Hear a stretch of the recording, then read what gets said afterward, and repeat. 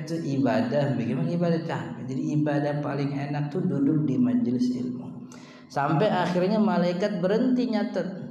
Kata malaikat, inna fulanan ya'ti li hajah.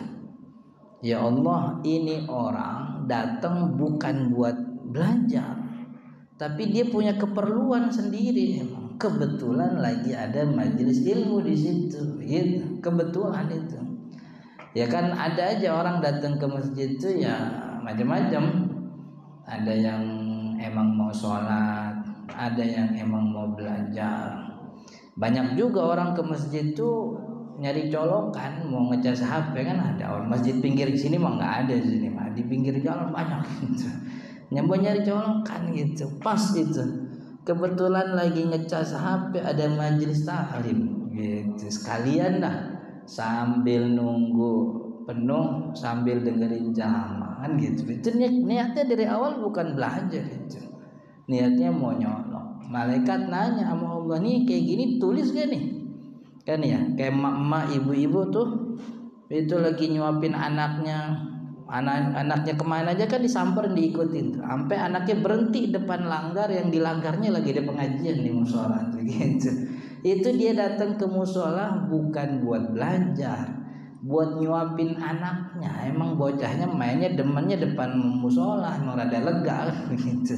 Itu mama kayak gitu ya ditulis gitu namanya tuh. Kata Allah, faktubhu minhum. Nah, tulis itu orang minhum sebagai bagian daripada majelis ilmu. Jadi orang yang duduk di majelis ilmu itu insya Allah istimewa. Karena orang-orang yang berilmu itu diistimewakan oleh Allah. Sampai Nabi Muhammad SAW dalam surat Thaha diajarkan doa oleh Allah, wa qul rabbi zidni ilma, wa qul rabbi zidni ilma. Katakanlah wahai Muhammad, rabbi zidni ilma, ya Allah tambahkan untukku ilmu pengetahuan. Nabi Muhammad nggak diajarin gitu. Nabi Muhammad nggak diajarin ya Allah tambahkanlah aku harta, ya Allah tambahkanlah aku keturunan, tambahkanlah aku apalagi pasangan. Enggak. Yang diajarin oleh Allah, rabbi zidna ilma. Karena ilmu jauh lebih baik daripada ibadah. Maksudnya ibadah kalau kagak make ilmu kan bisa tertolak kan ya. Kayak tahun-tahun kemarin tuh kita lihat ada orang sholat jenazahnya pakai ruku dia gitu. Kan ada itu. Nah, itu ibadah tuh, cuman kebangetan kagak ada ilmunya gitu.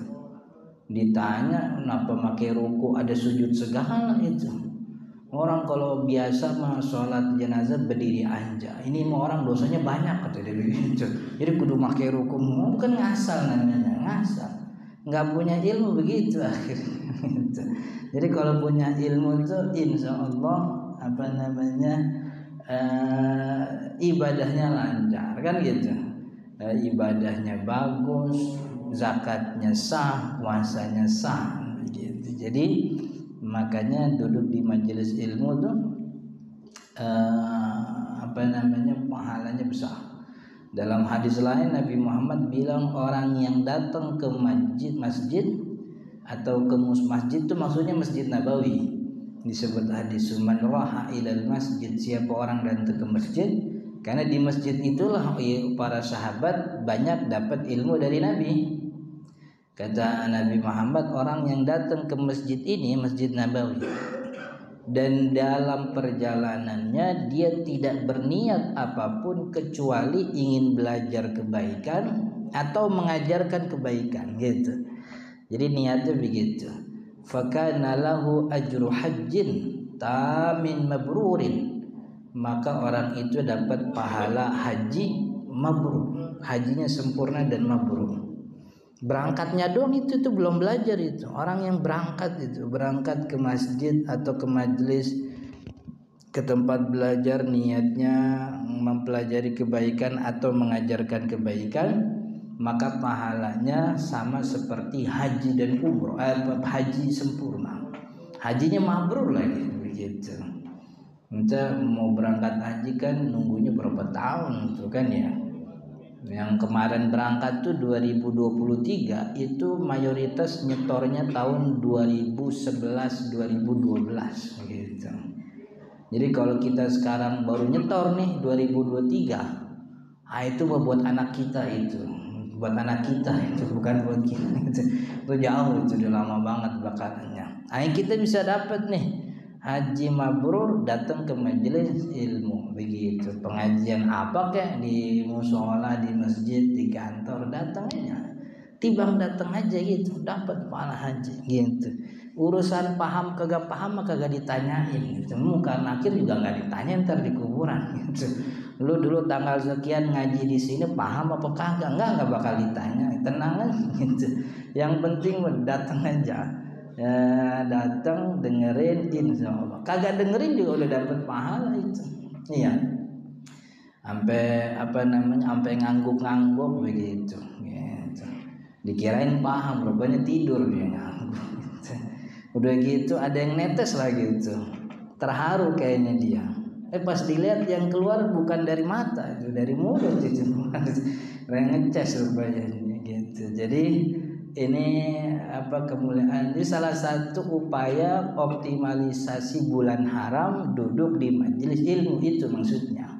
Jadi bulan-bulan mulia ini banyak duduk di majelis ilmu. Karena kalau duduk di majelis ilmu seenggaknya yang kita dengerin tuh hadis Nabi Muhammad SAW. Yang kita dengerin ayat Al-Quran. Yang kita dengar kata ulama. Kalaupun kita nggak ngomong begitu, kuping kita tuh denger baik-baik gitu. Kalaupun kita ngomong, yang namanya orang di majelis ilmu ngomongnya kagak kasar-kasar, ngomongnya tuh bagus gitu. Subhanallah, masya Allah, astagfirullah, kan begitu kan ya. Ada orang saya diundang di mana gitu nih, nemenin saya mulu dari awal datang sampai beres tuh ngomongnya astagfirullah, masya Allah, subhanallah. Padahal saya nggak gitu-gitu amat gitu. Cuman karena dia di samping ustadz kali gitu, jadi gitu bawaannya tuh astagfirullah. Orang kalau di majelis ilmu tuh gitu.